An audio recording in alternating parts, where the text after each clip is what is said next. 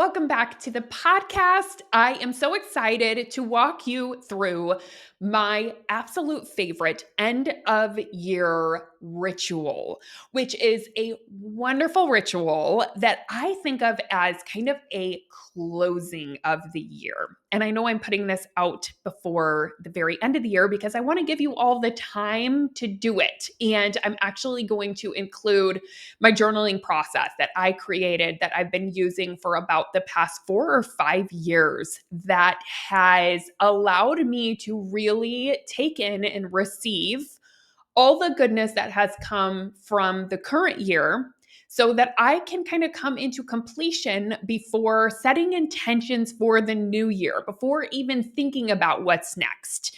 Because here is one of the things that I have noticed is that our brains, unmanaged, without doing these kind of rituals and intentions, always tries to think in lack, right? It always tries to think about what's next. More growth, another manifestation, more things, right? It always thinks about what's next. It tries to think about what's ahead.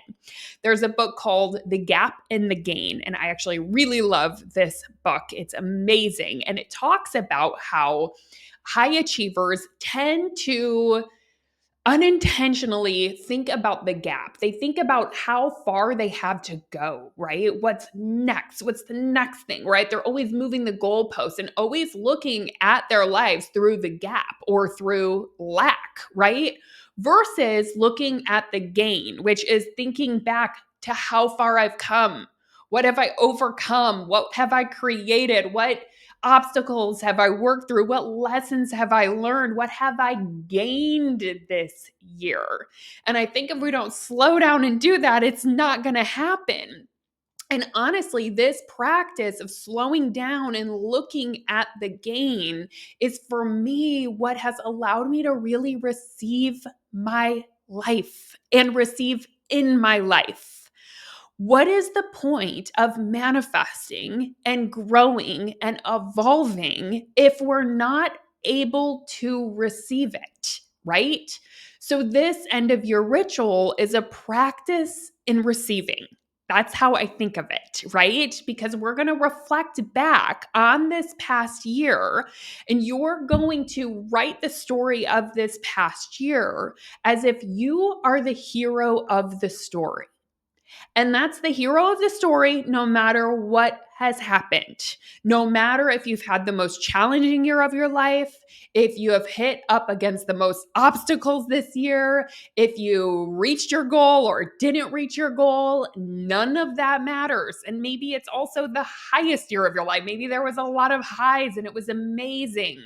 No matter what your year was like, we get to choose the lens in which we look through. And it's so important to focus on the gains and to look for the gains in all of it. In fact, some of the most challenging years of our lives are those lives where we get the most gains because we grow the most. We gain so many lessons and, new directions and new clarity through contrast, right? So I want to encourage you to slow down and do this practice before you do any kind of January 1st intention setting or thinking about the new year. Let's take in and receive everything that you've already created. Let's celebrate you. Let's look at your accomplishments and what you've done this year. Like, let's look at the progress. That's what, this gap in the gain is all about is let's look through the gain. Let's look at the progress because that creates energetically a completely different energetic state of like really reflecting and receiving your year and celebrating yourself and taking in where you are and how far you've come. What that does for you is so much on an energetic level. It's such a different energy to come from that place when you're manifesting what's next of like, holy cow, look how far I've come. And I'm so excited to evolve into the next thing versus never slowing down and actually celebrating yourself, never taking in what you've accomplished and just always looking to the next thing. because that mentality won't stop. It will always be the next thing and then the next thing. And you think you always need more. And you think that next goal is going to be the thing that makes you appreciate life or you feel abundant. And guess what? It'll never happen if you don't slow down and learn this. You have to learn how to receive. All right. So, our end of year ritual is going to be all about receiving. And like I said, it's starting to look at this past year as if it was a chapter in your life. And we want to tell the story of this past year as if you're the hero of it.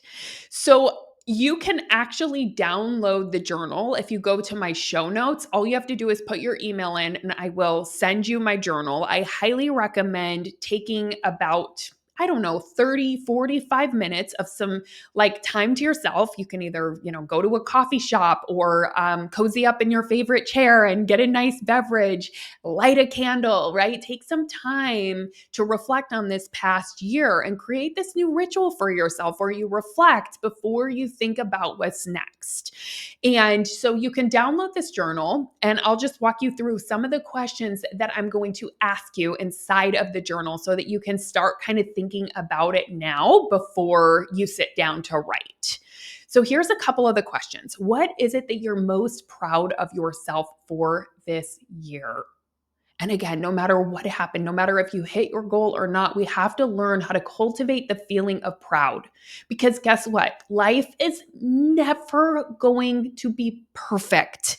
You are never going to have hit every single goal, every single thing at the same time that we're trying to accomplish. It's not how the universe works. We're always we're always becoming, right? We're always achieving one thing here and we still have expansion in this other area. So it's always going to be 50-50, right? So let's look at within the 50-50 of life, within the human experience.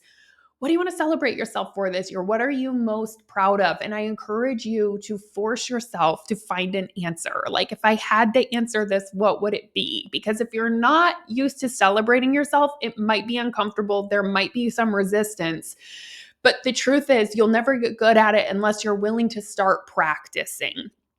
And no accomplishment or no thing in form is going to bring that feeling of pride if you don't learn to practice it. So let's practice it.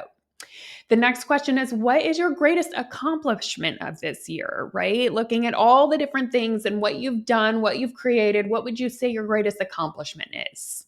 And what lessons have you learned, right? Reflect back and think about who you were just 1 year ago. Where were you? Think back. Sometimes I actually like to look back at my calendar and just to remind myself all the things that I did this year or what even happened this year, right? And where was I 1 year ago? I'd reflect back to that and think like, what are the lessons that I've learned this year? What do I want to take into next year, right? What are those lessons that I'm going to be able to utilize forever? What is different about you now versus 1 year ago, right? Think about that. Who were you a year ago? Where were you? What was different about you?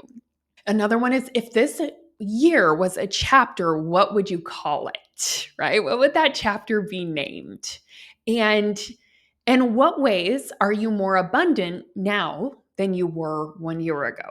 Again, this is one that I would encourage you to really explore and make sure that you answer, because abundance isn't just money, right? Abundance is the goodness of life, the more than enough. In what areas do you have more than enough, right? And explore how you're more abundant this year than you were 1 year ago. Okay, next one is, what challenges have come up that you learned from, right? Looking at and exploring and just like really honoring yourself for any obstacles that you faced and you worked through and went through and learned from and grew through. Let's acknowledge it, right? What were your biggest challenges? Let's honor that. One of my favorite questions: if your 10-year-old self could look into the future and see where you are now, what would they think? And this is really all about being in the game, right? Being in the game of what would your 10-year-old self think of your life now and where you are and what you've created and what you've overcome. And the other one that I love answering is, how will your 90-year-old self look back at this year?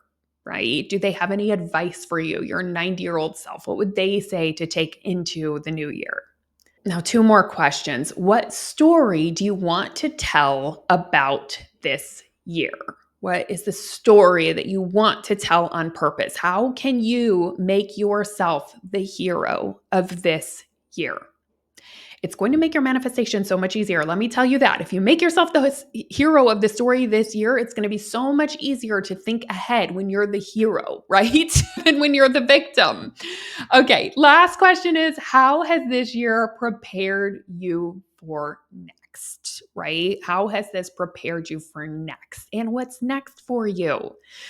So, this is my end of year ritual that I always go through before setting new intentions or before doing a vision board or before thinking about what I'm moving into or before picking a word of the year.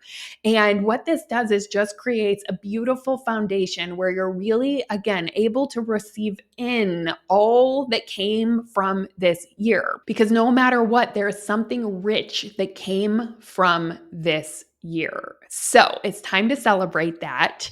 And this is a bit of a shorter episode because I want you to go into the show notes and download this and take some time to go through it, sometime between now and the end of the year. And I also want to say you can use this journal anytime you're coming into completion of something. So, for example, if I have a client that's wrapping up our container, I'll have them go through this process and really reflect back on that time within the container. Or if you're wrapping up a project or a job, it can be so helpful to do a little practice that helps you come into completion before moving on to what's next. And of course, I love doing this if you celebrate the new year and if that tends to be the time where you do some reflection and then some intention setting for, what's next for you. This is a great time to do it. So I would encourage you to go into the show notes and grab the journal. I will email it to you if you just put your email in and go through it. And I would actually love to hear how this process was for you. What did it feel like to write this out? You can share with me over at Instagram, Jamie Berman _. Come message me because I love to connect with you. And I would absolutely love to hear what you think of this end of year ritual that you can use not only this year, but many years to come. All right. Happy manifesting.